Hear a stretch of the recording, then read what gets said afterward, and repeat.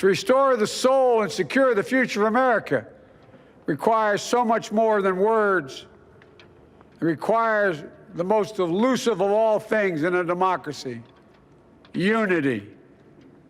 Unity. Without question, unity was the theme of Joe Biden's inaugural address. Unity, unity, unity, unity, unity. Yet 1 year later, during a speech on protecting the right to vote, unity was the furthest thing from his mind. Instead, the president stirred up division. What's been the reaction of Republicans in Georgia? Choose the wrong way, the undemocratic way.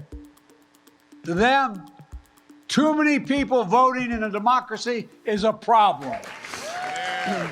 Democrats may have repackaged it, but the Freedom to Vote Act remains a federal takeover of all 50 states' voting rules, one that would further sow distrust in election integrity.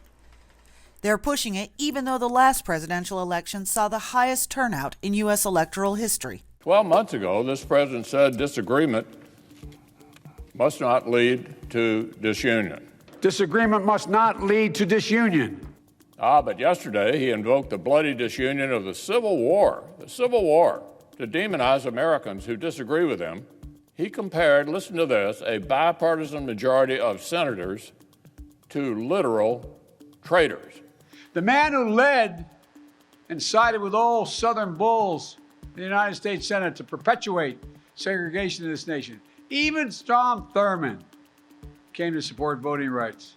But Republicans today can't and won't. Not a single Republican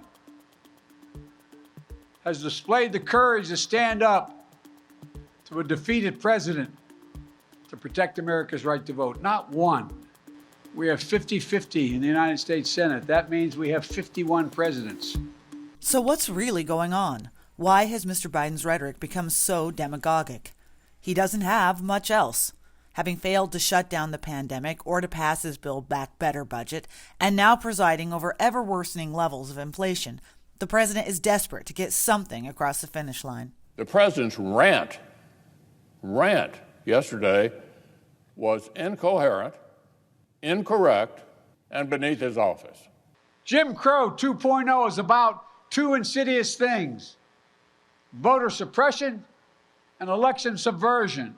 He used the phrase Jim Crow 2.0 to demagogue a law that makes the franchise more accessible than in his own state of Delaware.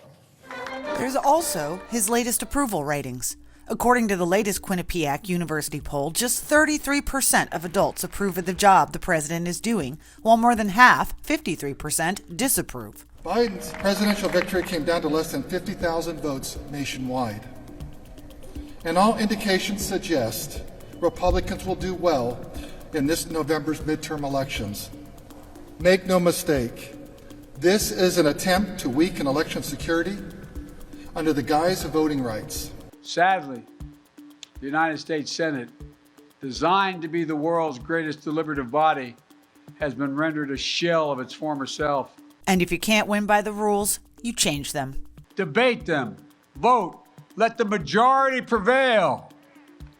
And if that bare minimum is blocked, we have no option but to change the Senate rules, including getting rid of the filibuster for this.